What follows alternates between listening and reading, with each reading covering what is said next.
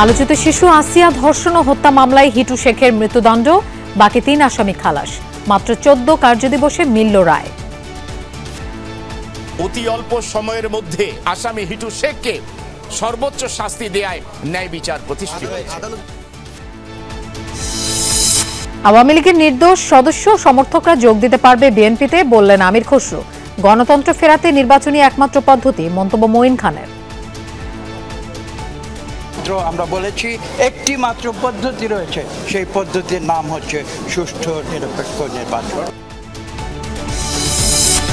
Micro credit regulatory authority ভবনের উদ্বোধন করলেন প্রধান উপদেষ্টা। ক্ষুদ্র ঋণ প্রতিষ্ঠানগুলোকে ব্যাংক হিসেবে প্রতিষ্ঠার আহ্বান। মাইক্রো ক্রেডিট ব্যাংক স্থাপন, এটা এখন এনজিও, কাজে এনজিওর থেকে উত্তরণ হতে হবে। এনজিও পর্যায়ে রয়ে গেলে এটা ঠিক আবার ওই ব্যাংকিং মেজাজে আসবে না। মেজাজে আসতে হলে তাকে ব্যাংক হতে হবে। ভারতের পশ্চিম বিষয়ে কঠোর অবস্থানে সরকার, জানালেন স্বরাষ্ট্র উপদেষ্টা। সুন্দরবনে বিজিবির ভাসমান বিওপি উদ্বোধন। মেয়র পদে ইশরাক হোসেনের শপথ আয়োজনের দাবিতে সমর্থকদের পদযাত্রা, দ্রুত ব্যবস্থা না নিলে কঠোর কর্মসূচির ঘোষণা। গেজেট পাস হওয়ার পরও তাকে শপথ করতে দিচ্ছে না, কেন দিচ্ছে না এটার জন্য আমরা নামছি। তাকে শপথ নিতে তারা ব্যর্থ হয়, তাহলে আমরা এই আন্দোলন প্রতিটি অলি গলিতে ঢাকা শহরে ছড়িয়ে দেব। দখল পাকাপোক্ত করতে এবার গাজায় ইসরায়েলি বাহিনীর নতুন অভিযান শুরু। প্রথম দিনে প্রাণ গেছে শতাধিক বেসামরিক ফিলিস্তিনের।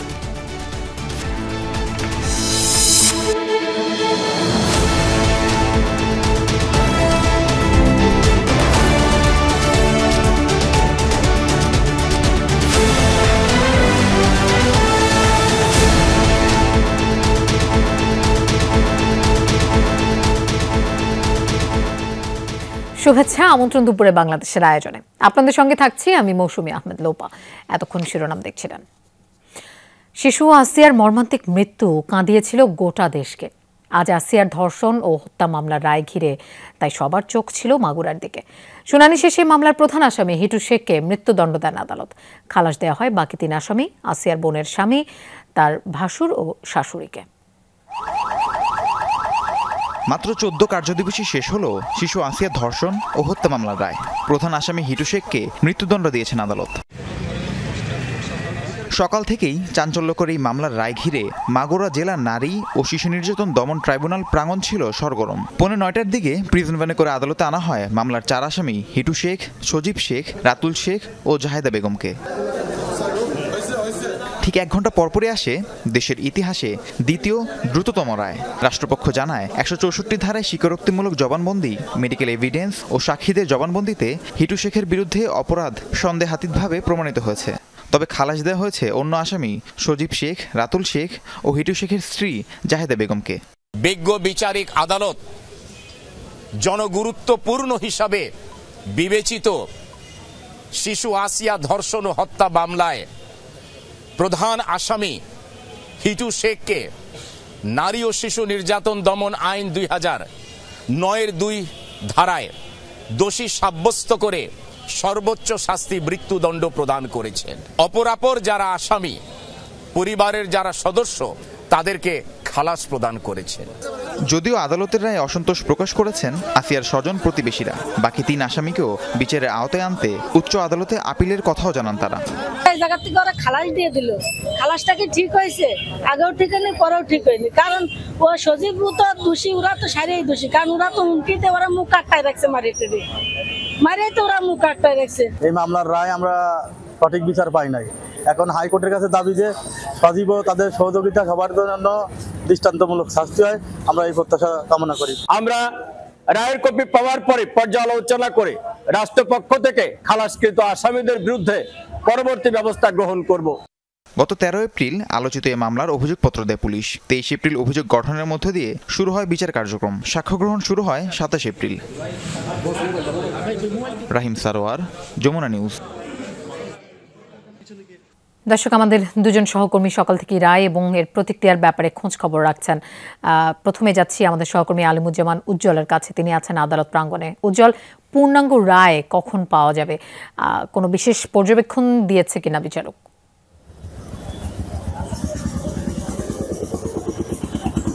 আমরা কথা বলেছি কিছুক্ষণ আগেই যে মামলার সরকারি পক্ষের রাষ্ট্রপক্ষের যে আইনজীবী, আমরা তার সাথে কথা বলেছি। সে এখন আসলে আমাদেরকে নিশ্চিত করতে পারেনি যে কখন পূর্ণাঙ্গ রায়ের কপি আমাদের হাতে এসে পৌঁছাবে।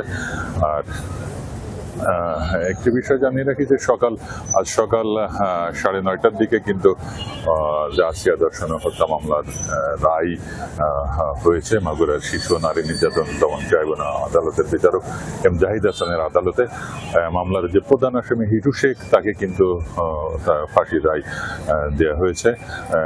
অনাদায়ে 1 লক্ষ টাকা জরিমানা করা হয়েছে। এছাড়া যে বাকি যে 3 আসামি ছিল, আসিয়ার বোনের স্বামী সজীব শেখ, তার বোনের ভাসুর রাতুল শেখ এবং বোনের শাশুড়ি জায়দা বেগম, তাদের কিন্তু বেকসুর খালাস দেয়া হয়েছে। আর এই ঘটনায় কিন্তু গত 9 মার্চ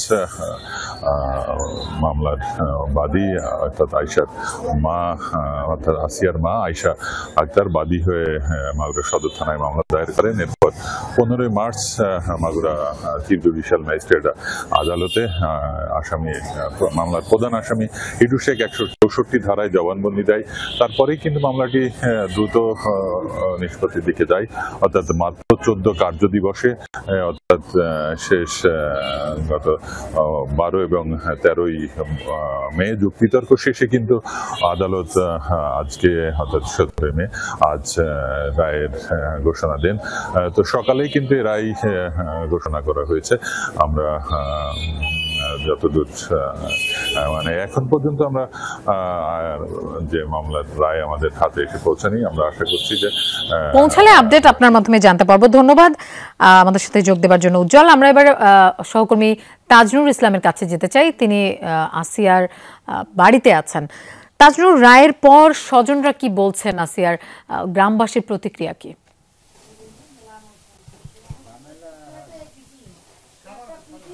লোপা, ওই আসিয়া মৃত্যুর পরে অর্থাৎ 13ই মার্চ যখন আসিয়া সমঝোতা সামরিক হাসপাতালে মৃত্যুবরণ করে, তারপরে 14 তারিখ যখন তার মরদেহ গ্রামের বাড়িতে আনা হয়, সেই দিন আমরা ছিলাম। সেই সময়টাতে আমরা আসিয়ার এই গ্রামের বাড়ি শ্রীপুরের যে জারিয়া যে গ্রাম, সেই গ্রামে আমরা এসেছিলাম। তখন আমরা দেখেছিলাম যে অসংখ্য মানুষ এই ঘটনা গণমাধ্যমের মাধ্যমে যারা জেনেছিল, অসংখ্য মানুষ এই আসিয়ার পরিবারকে, আসিয়ার মাকে, স্বজনদের সান্ত্বনা জানাতে কিন্তু তারা এসেছিলেন।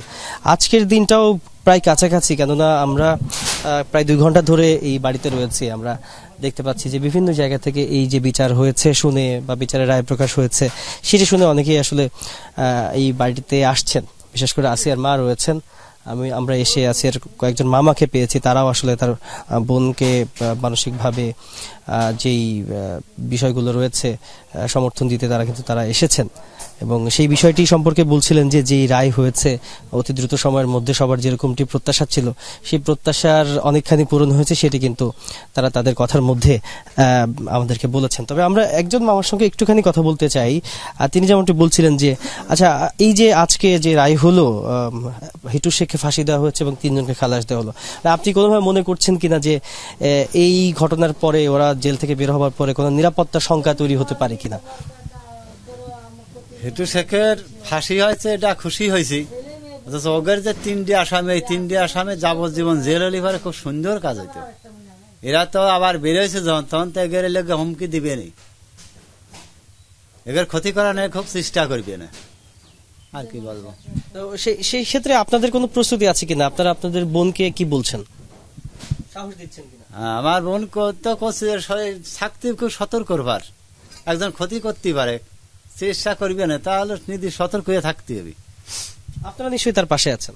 হ্যাঁ, আমি তার পাশেই। আমি একটা বাড়ি করতেছি, আমি এখনো আসিনি। আমি বাড়ি করলে পরে এখানে থাকতে একটা নিরাপত্তা সে পাবেন। যেমনটি শুনছিলেন যে গ্রামবাসী এবং স্বজন যারা আজকে এই জায়গাতে হাসিয়ার পরিবারের সঙ্গে যারা কথা বলতে এসেছেন তারা ওই মিশ্র প্রতিক্রিয়ার কথাই বলছেন যে হিটু শেখের ফাঁসিতে তারা বেশ খুশি হয়েছেন, সন্তুষ্ট হয়েছেন। বাকি যে 3 আসামির খালাসের যে ব্যাপারটি সেই ব্যাপারটিকে তারা আসলে খুব ইতিবাচকভাবে দেখতে পাচ্ছেন না। লোপা। তাজনুর, আপনাকেও ধন্যবাদ আমাদের সাথে যোগ দেওয়ার জন্য। শিশু আসিয়া ধর্ষণ ও হত্যার এই রায় একটি যুগান্তকারী রায় বলে মন্তব্য করেছেন সুপ্রিম কোর্টের আইনজীবী শিশির মনির। তিনি বলেন, যে দোষী সে সাজা পেয়েছে, যাদের অপরাধ আদালত পায়নি তাদের খালাস দিয়েছেন।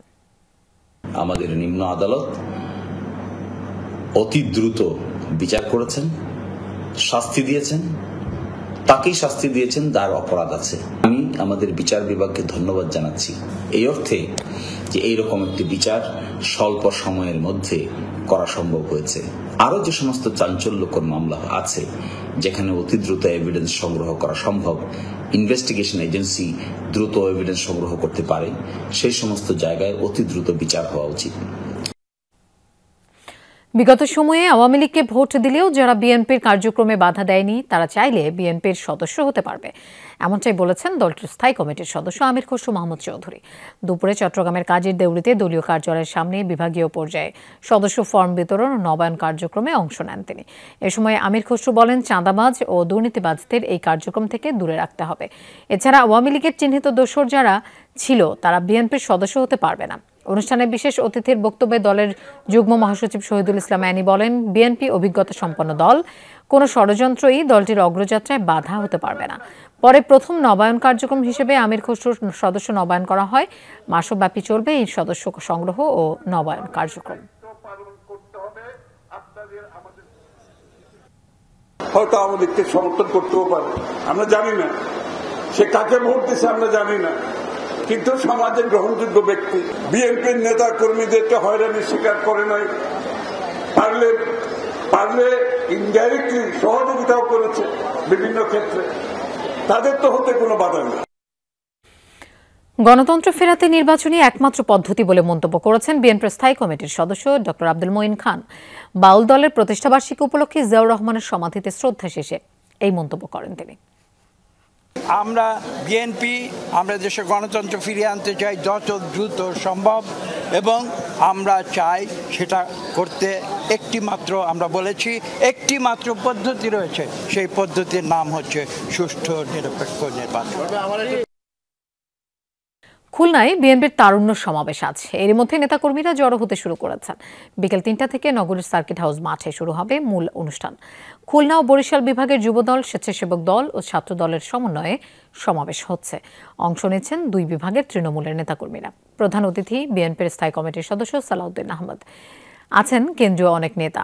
তারুণ্যের রাজনৈতিক অধিকার প্রতিষ্ঠার লক্ষ্যে এই সমাবেশ জানিয়েছেন আয়োজকরা। বিএনপির ভারপ্রাপ্ত চেয়ারম্যান জনাব তারেক রহমান সাহেব যে নতুন বাংলাদেশের গল্প শোনাচ্ছেন, যে স্বপ্ন দেখাচ্ছেন, সেই স্বপ্ন বাস্তবায়নে আসলে তরুণদের ভূমিকা কি হবে এবং তরুণরা কিভাবে পার্টিসিপেট করবে আমাদের সঙ্গে, এবং তাদের কোনো পরামর্শ আছে কিনা, আমরা এই জিনিসগুলো শেয়ার করতে এসেছি। সকাল থেকেই রওনা দিচ্ছি, অনেকে রাত্রিরে আসছে, তারা আসতেছে প্রায় লক্ষাধিকের মতো বরিশাল বিভাগ থেকেই হবে। এ বিষয়ে আরো জানবো, আমাদের সাথে যোগ দিচ্ছেন সহকর্মী প্রবীর বিশ্বাস। প্রবীর, 2 বিভাগের সমন্বয়ে তো সমাবেশ, এবং 3টার দিকে সমাবেশের মূল অনুষ্ঠান শুরু হবে। প্রধান অতিথি সমাবেশ স্থলে পৌঁছেছেন কিনা? দয়া করে ত্রিপলটা এখনই নষ্ট করেন না, আপনারা ত্রিপলটা এভাবে নষ্ট করেন না,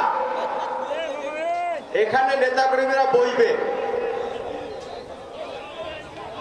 লোপা, বিকাল 3টা থেকে এই সমাবেশ শুরু হওয়ার কথা রয়েছে, এবং আপনি জানেন খুলনা এবং বরিশাল বিভাগের সমন্বয়ে যুবদল, স্বেচ্ছাসেবক দল এবং ছাত্র দল, বিএনপির এই 3 সংগঠন মিলে আজকের এই অনুষ্ঠানের আয়োজক। মূলত তারুণ্যের রাজনৈতিক অধিকার প্রতিষ্ঠা এই সমাবেশ, এবং এই অনুষ্ঠানের প্রধান অতিথি থাকবেন বিএনপি জাতীয় স্থায়ী কমিটির সদস্য সালাউদ্দিন আহমেদ, এবং প্রধান বক্তা থাকবেন যুবদলের কেন্দ্রীয় কমিটির সভাপতি আব্দুল মোনায়েম মুন্না। এছাড়াও বিশেষ বক্তা এখানে যে খবরটি আমরা পেয়েছি, স্বেচ্ছাসেবক দলের সভাপতি SM জিলানি এবং যুবদলের সাধারণ সম্পাদক মোহাম্মদ নুরুল ইসলাম নয়ন এবং রাকিবুল ইসলাম রাকিব, যিনি ছাত্র দলের সভাপতি, তিনি আজকের এই অনুষ্ঠানে সভাপতিত্ব করবেন। এবং আমাদেরকে জানানো হয়েছে আজকের এই অনুষ্ঠানের যে সমস্ত তরুণরা অংশগ্রহণ করবে 2 বিভাগের বিভিন্ন জেলা থেকে, মূলত এখান থেকে ফিরে যেয়ে তারা বিএনপির যে ঘোষিত 31 দফা রয়েছে সেই দফা কিভাবে বাস্তবায়ন করা যায় এবং আগামীতে কিভাবে তরুণরা ভোটাধিকার প্রয়োগ করবে এবং সেই ভোটাধিকার প্রয়োগ করার মাধ্যমে কিভাবে আগামীতে একটি রাজনৈতিক দলের মাধ্যমে এই দেশের উন্নয়ন হবে, সেই বিষয়গুলো তারা বিবেচনা করবে। কারণ তারা মনে করে যে তরুণরা হচ্ছে দেশের ভবিষ্যৎ, তরুণরা হচ্ছে আগামী দিনের কর্ণধর। সে কারণে তরুণদের যদি শক্তিশালী করা যায় এবং দেশের সম্ভাবনা, সাফল্য, একইভাবে সমস্যা, এগুলো নিয়ে তরুণরা যদি ভাবতে পারে, তাহলে সমস্যাগুলো আলোচনা করে কিভাবে আগামী দিনে সেই সমাধানের মধ্য দিয়ে দেশ গঠনে নিজেদেরকে কাজে লাগাবে, সেই সব বিষয়ে আলোচনা হবে আজকের এই সমাবেশে। লোপা। প্রবীর, আপনাকে ধন্যবাদ আমাদের সাথে যোগ দেওয়ার জন্য। ক্ষুদ্র ঋণ প্রতিষ্ঠানগুলোকে ব্যাংক হিসেবে গড়ে তোলার ব্যাপারে জোর দিলেন প্রধান উপদেষ্টা ডক্টর ইউনূস। সকালে আগারগাঁওয়ে মাইক্রো ক্রেডিট রেগুলেটরি অথরিটি ভবনের উদ্বোধন অনুষ্ঠানে একথা বলেন তিনি। রাজধানীর আগারগাঁওয়ে মাইক্রো ক্রেডিট রেগুলেটরি অথরিটি ভবন উদ্বোধন করেন অন্তর্বর্তী সরকারের প্রধান উপদেষ্টা ডক্টর মোহাম্মদ ইউনূস। প্রধান উপদেষ্টা বলেন, একটি ক্ষুদ্র ঋণ প্রতিষ্ঠান এনজিও পর্যায়ে রয়ে গেলে সেটির পক্ষে ব্যাংকিং কার্যক্রম পরিচালনা সম্ভব নয়। তাই মাইক্রো ক্রেডিট ব্যাংকের জন্য প্রয়োজন পৃথক আইন, যা প্রতিষ্ঠানগুলোকে ব্যাংকে রূপান্তরিত করবে। দিতে হবে সুস্পষ্ট লাইসেন্স। মাইক্রো ক্রেডিট ব্যাংক নামে একটা আইন করতে হবে। এটা আইনের কথা আবাসিক নীতি আমরা পাচ্ছি এখানে। এটা পরিষ্কারভাবে এটা নতুন একটা ব্যাংক হতে হবে, নতুন আইনে। সেটা regulatory authority, micro credit regulatory authority হতে পারে, ভিন্ন অথরিটি হতে পারে, কিন্তু we need a separate banking law. আমরা যখন মাইক্রো ক্রেডিট ব্যাংকের লাইসেন্স দেবো, পরিষ্কার বলতে হবে যে এই কাজের জন্যই লাইসেন্স দেওয়া হচ্ছে, কনভেনশনাল ব্যাংকিং এর জন্য লাইসেন্স দেওয়া হচ্ছে না। ডক্টর ইউনূস বলেন, মানুষ মাত্রই উদ্যোক্তা, আর তাদের উদ্যোক্তা বানাতে সাহায্য করাই গ্রামীণ ব্যাংকের কাজ। চাকরি চাইবে না, নিজে উদ্যোক্তা হবে। এই উদ্যোক্তা হওয়ার জন্য তাকে আমরা হাতে সরঞ্জাম তুলে দিচ্ছি, যে কারণে সে উদ্যোক্তা হতে পারবে। যে কোনো ছেলে, যে কোনো মেয়ে মাইক্রো ক্রেডিট ব্যাংকের কাছ থেকে বিনিয়োগ পাবে। যে সমস্ত টাকা সে যে টাকা ইনভেস্ট করতে চায়, সেই ইনভেস্টমেন্টের টাকা ব্যাংক থেকে আসবে, বিনিয়োগ হিসেবে আসবে। গ্রামীণ ব্যাংককেই প্রকৃত ব্যাংক হিসেবে উল্লেখ করেন প্রধান উপদেষ্টা। জামানতওয়ালা ব্যাংক, যারা প্রকৃত ব্যাংক বিচার করতো, বলতো, তারা আজকে হাওয়া, তারা টাকা নিয়ে লোপাট, ব্যাংক শেষ। আর মাইক্রো ক্রেডিট পরিসংখ্যান আপনারা দেখতেছেন, পয়সা কেউ মারে নাই, কেউ পালিয়ে যায় নাই, সেগুলো প্রতিটি পয়সা আছে, তাদের জমা টাকা আছে, তাদের নিজেদের কাজ চলছে এবং নিজেদের টাকা নিজেরা চলছে। ব্যাংক কাকে বলবেন এখন আপনারা বিচার করুন।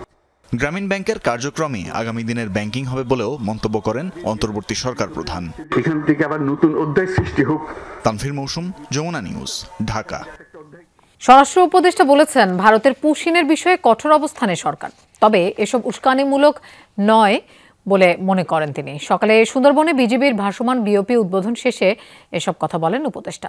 এ সময় পুশিন প্রতিরোধে সীমান্ত এলাকার জনসাধারণকে সহযোগিতার আহ্বান জানান বিজিবি মহাপরিচালক। সুন্দরবন থেকে আরও জানাচ্ছেন সহকর্মী রিয়াজ রায়হান, আর ছবি তুলেছেন জিহাদ ইসলাম। বিস্তীর্ণ জলরাশির উপর বিশ্বের সর্ববৃহৎ ম্যানগ্রোভ বন সুন্দরবন। সুন্দরবনে বাংলাদেশের সঙ্গে ভারতের ৭৯ কিলোমিটার সীমান্ত রয়েছে, যা মোট জলসীমান্তের প্রায় অর্ধেক। এই বনের উপর নির্ভরশীল যেমন লাখো মানুষ, তেমনি দৌরাত্ম্য আছে মানব পাচার, চোরা কারবারি, দস্যু সহ নানামুখী অপরাধীদের। এসব দুষ্ট চক্রের নিয়ন্ত্রণে সুন্দরবনে বাংলাদেশ ভারতের সীমান্তবর্তী বয়সিং খালে স্থাপন করা হয়েছে বিজিবির ৩য় ভাসমান বিওপি। শনিবার সকালে এর উদ্বোধন করেন স্বরাষ্ট্র উপদেষ্টা লেফটেন্যান্ট জেনারেল অবসরপ্রাপ্ত জাহাঙ্গীর আলম চৌধুরী। উদ্বোধন শেষে উপদেষ্টা বলেন, দেশের জলসীমায় অপরাধ নিয়ন্ত্রণে জোরালো ভূমিকা রাখবে এই ভাসমান বিওপি।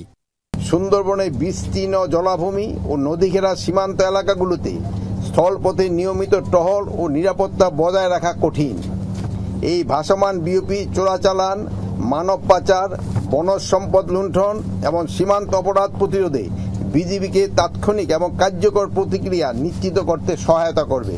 সুন্দরবন সহ বিভিন্ন সীমান্তে ভারতীয় পুশিনের বিষয়ে কথা বলেন স্বরাষ্ট্র উপদেষ্টা ও বিজিবি মহাপরিচালক। বলেন, পুশিন প্রতিরোধে সজাগ আছে সরকার। আমার কাছে এটা ওরকম উস্কানিমূলক মনে হচ্ছে না। গুঞ্জাতে একটা কলোনির মতো ছিল, বাঙালি কলোনি, বাঙালি বস্তি, ওটা ওরা ভেঙে দিছে। ওই ভেঙে দেওয়ার পরেই এইটা কিন্তু শুরু হয়েছে। এটা প্রতিরোধ করার আমরা চেষ্টা করছি, দেখছেন প্রতিনিয়তই। সত্যি কথা বলতে আজকে সকালেও কিছু পুশিন হয়েছে, আমরা তথ্য পেয়েছি। আমাদের বর্ডারটা এত বিস্তৃত, আসলে প্রতিটি জায়গা তো গার্ড করা সম্ভব না, এজন্যই আমরা জনগণের সাহায্য চেয়েছি। এ নিয়ে একটি স্থল সহ রিভার অ্যান্ড বর্ডার গার্ড কোম্পানির অধীনে বিওপির সংখ্যা দাঁড়ালো 4। সুন্দরবনের অপরাধ প্রবণ চ্যানেলগুলোর মধ্যে অন্যতম হচ্ছে এই বয়সিং চ্যানেল। আরবিজির বাকি যে বিওপিগুলো রয়েছে সেগুলোর একটি থেকে আরেকটি দূরত্ব 30 থেকে 40 কিলোমিটার। মূলত এই দূরত্ব কমানো আর চোরা কারবারিদের দূরত্ব রোধেই আরবিজির তৃতীয় এই ভাসমান বিওপিটি স্থাপন করা হয়েছে। ভবিষ্যতে আরবিজির যে কোম্পানিটি রয়েছে সেটিকে পূর্ণাঙ্গ ব্যাটালিয়নে রূপান্তর করার পর এই চ্যানেলে অপরাধীদের দূরত্ব আরও কমে আসবে বলে মনে করছেন কর্মকর্তারা। রিয়াজ রায়হান, যমুনা নিউজ, সুন্দরবন। জনগণের রোষানলে পড়ার আগে অন্তর্বর্তী সরকারের প্রধানকে নির্বাচন দিতে হবে বলে মন্তব্য করেছেন বিএনপির চেয়ারপারসনের উপদেষ্টা জয়নুল আবদিন ফারুক। দুপুরে জাতীয় প্রেস ক্লাবে বাংলাদেশ তরুণ দল আয়োজিত আলোচনা সভায় এমন মন্তব্য করেন তিনি। বলেন, নির্বাচনের রোডম্যাপ 2-1 দিনের মধ্যে দিতে হবে, দেশের মানুষ নির্বাচন চায়।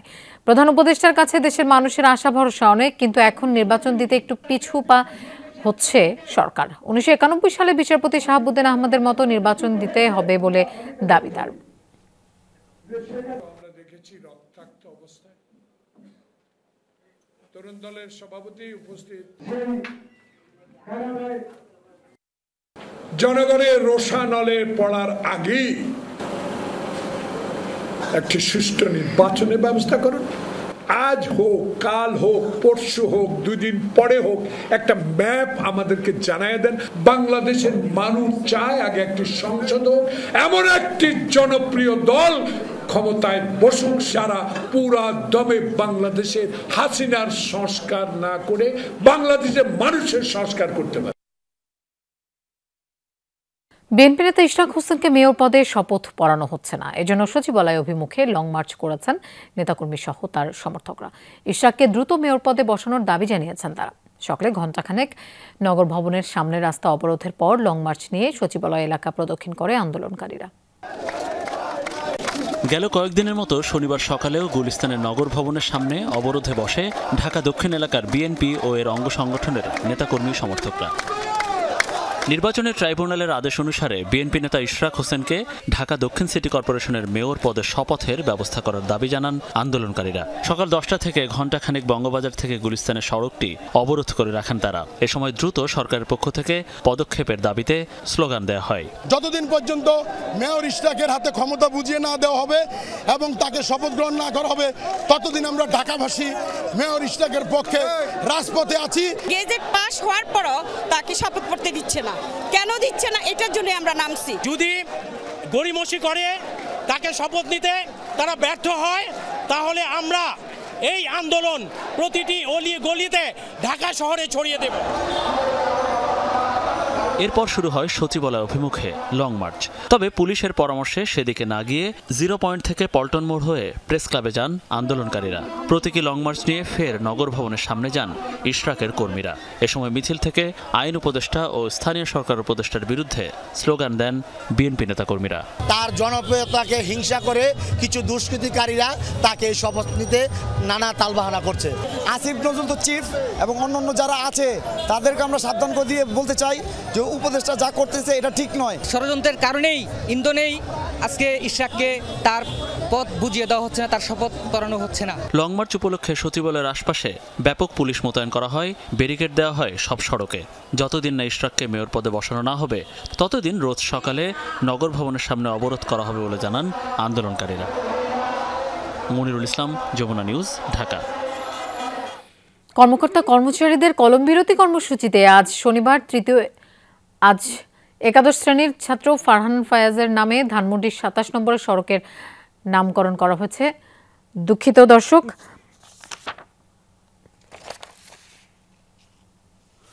গণ অভ্যুত্থানে শহীদ রেসিডেন্সিয়াল মডেল কলেজের একাদশ শ্রেণীর ছাত্র ফারহান ফায়াজের নামে ধানমন্ডি ২৭ নম্বরের সড়কের নামকরণ করা হয়েছে। শনিবার সকালে নাম ফলক উন্মোচন করেন ঢাকা দক্ষিণ সিটি কর্পোরেশনের প্রশাসক মোহাম্মদ শাহজাহান মিয়া। ফলক উন্মোচন শেষে তিনি বলেন, বৈষম্যহীন বাংলাদেশ যতক্ষণ পর্যন্ত হবে না ততক্ষণ পর্যন্ত তা গড়তে চেষ্টা চালিয়ে যেতে হবে।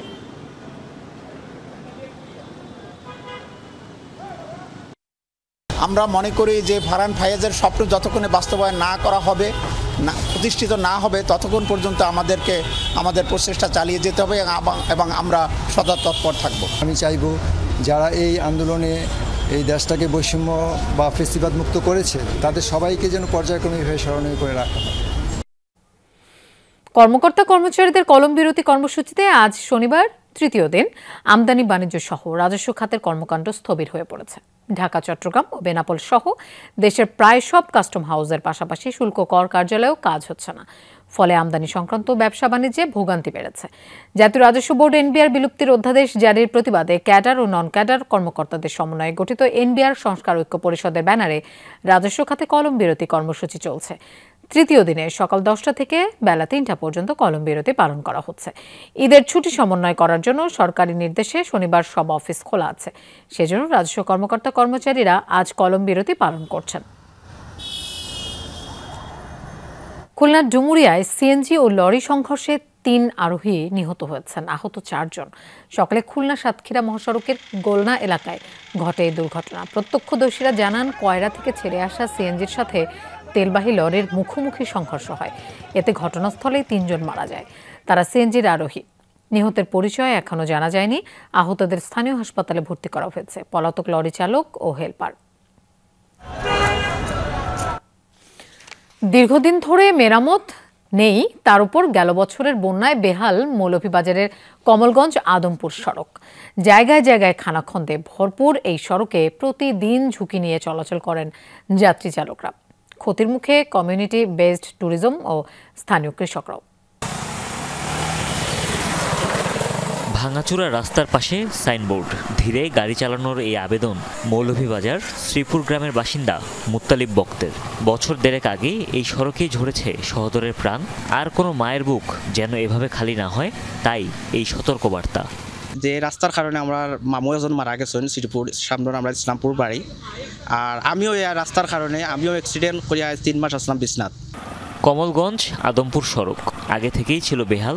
এর উপর গেল বছরের বন্যায় একদম লন্ডভন্ড অবস্থা। জায়গায় জায়গায় বড় বড় গর্ত, উঠে গেছে ইটের সুরকি, বিটুমিন।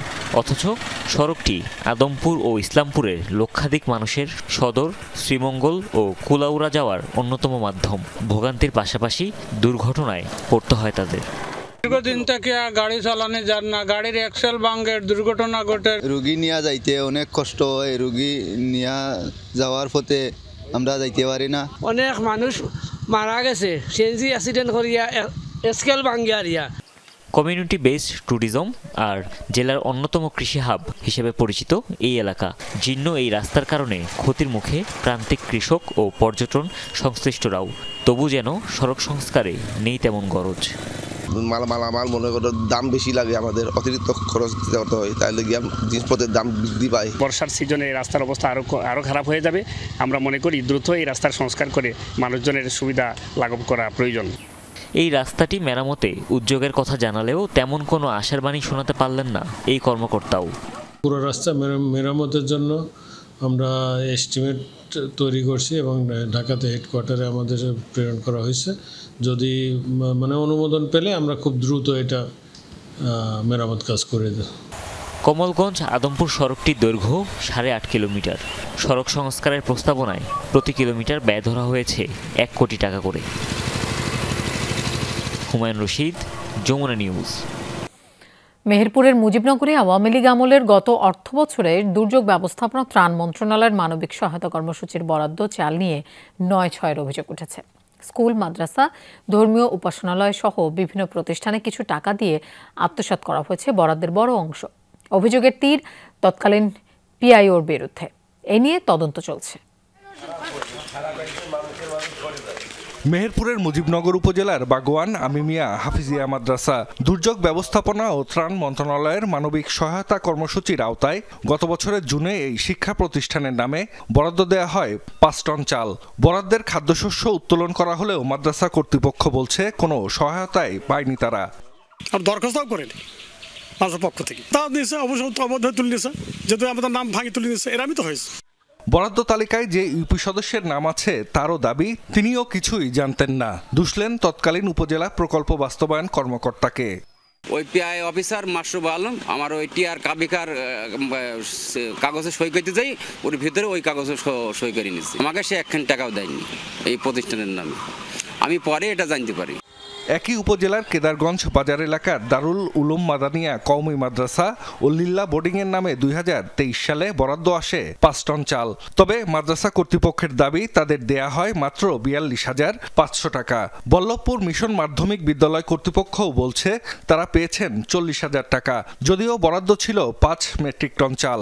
2023-24 অর্থবছরে উপজেলার আরও কয়েকটি প্রতিষ্ঠানের বরাদ্দেরও বড় অংশ আত্মসাতের অভিযোগ উঠেছে।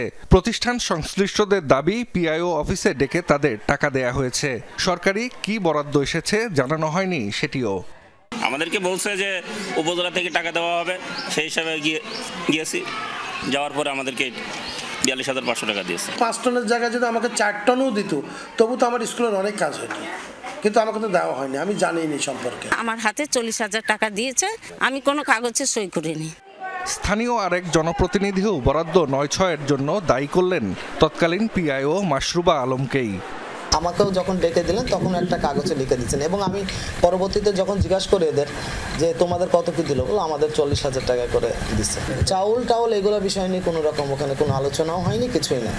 তবে সব অভিযোগ অস্বীকার করেছেন তৎকালীন পিআইও। তাদেরকে তো ওইভাবেই সবকিছু দিয়ে দেওয়া হয়েছে, ওইভাবে তাদের কাছ থেকে মাস্টার নেওয়া হয়েছে, ওইভাবে সবকিছু করা আছে, তো না করার কোনো সুযোগ নাই। তারা যদি ভুল করে থাকে বা কিছু যদি থাকে সেটা তার ব্যক্তিগত ব্যাপার, সে পায়নি, এখন তাদের মধ্যে যদি কোন্দল থাকে সেটা তারা আমরা বলতে পারছি। জেলার ভারপ্রাপ্ত খাদ্য নিয়ন্ত্রক বলছেন তাদের কাছ থেকে বরাদ্দের সব চালই উত্তোলন করা হয়েছে। ওসিএল ডিব্বা ভারপ্রাপ্ত কর্মকর্তা আবার মিলায়ে দেখে যে ওনার ওই স্বাক্ষর আর ওনার কাছে যে কাগজটা পাইছে ডিওটা প্রথম কপি, সেটা ঠিক আছে কিনা। ঠিক থাকার পর চাল উত্তোলন করে বা গম উত্তোলন করে ওই পিআইসি নিয়ে যায়। এ বিষয়ে ইওনোর কাছে লিখিত অভিযোগও দিয়েছে সংশ্লিষ্ট প্রতিষ্ঠানগুলো, চলছে তদন্ত। মানবিক সহায়তা কর্মসূচি বাস্তবায়ন যে নির্দেশিকা রয়েছে, একই সাথে যে সরকারি নীতিমালাগুলো রয়েছে সেগুলোর ভিত্তিতে আমরা তদন্ত সাপেক্ষে দায়ী ব্যক্তিদের বিরুদ্ধে প্রয়োজনীয় আইনগত ব্যবস্থা গ্রহণ করব। অভিযুক্ত পিআইও বর্তমানে বগুড়ার কাহালু উপজেলায় কর্মরত রয়েছেন। জাহিদ হাসান, যমুনা নিউজ। সাপ্তাহিক ছুটির দিন হলেও আজ শনিবার সরকারি অফিস আদালত খোলা, তবে প্রশাসনের প্রাণকেন্দ্র সচিবালয়ে কর্মকর্তা কর্মচারীদের উপস্থিতি অন্যান্য দিনের তুলনায় কিছুটা কম। একইভাবে আগামী শনিবারও দাপ্তরিক কাজকর্ম চালু থাকবে। সরকারি সিদ্ধান্ত অনুযায়ী খোলা রয়েছে সব শিক্ষা প্রতিষ্ঠানও। এবারে ঈদুল আজহা উপলক্ষে টানা 10 দিনের ছুটি পাচ্ছেন সরকারি কর্মকর্তা কর্মচারীরা। এজন্য আগামী 11 ও 12 জুন নির্বাহী আদেশে ছুটি ঘোষণা করেছে সরকার। তবে এর আগে 17 ও 24 মে শনিবার সরকারি ছুটির দিনে অফিস খোলা রাখা হয়েছে। এর অংশ হিসেবেই শনিবার সরকারি অফিস খোলা রাখা হয়েছে। গাজায় নৃশংসতার প্রতিযোগিতায় নেমেছে ইসরায়েলি সেনারা। নতুন নামে শুরু করেছে অভিযান। শুক্রবার থেকে অপারেশন গিডিয়ন্স চ্যারিয়ট পরিচালনা করছে তেল আবিব। এতদিন গাজা দখলের যে পায়তারা করেছে জায়নবাদীরা, তার বাস্তবায়নই এই মিশনের লক্ষ্য।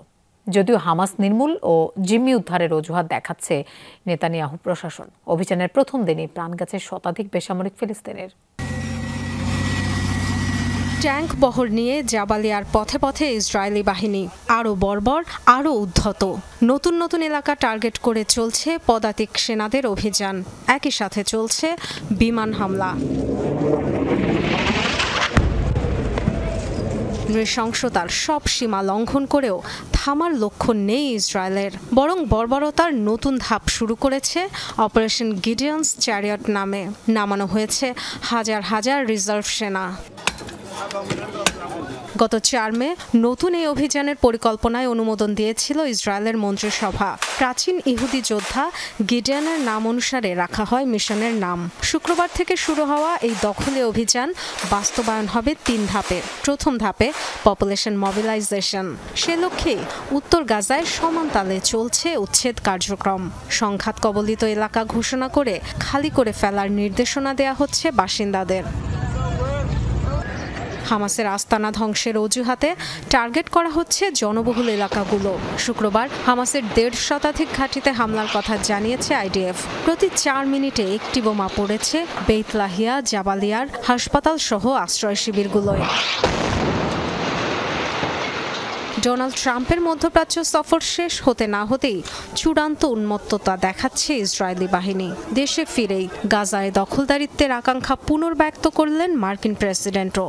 ফক্স নিউজকে দেওয়া সাক্ষাৎকারে বললেন, মুক্ত অঞ্চল হওয়া উচিত গাজায়।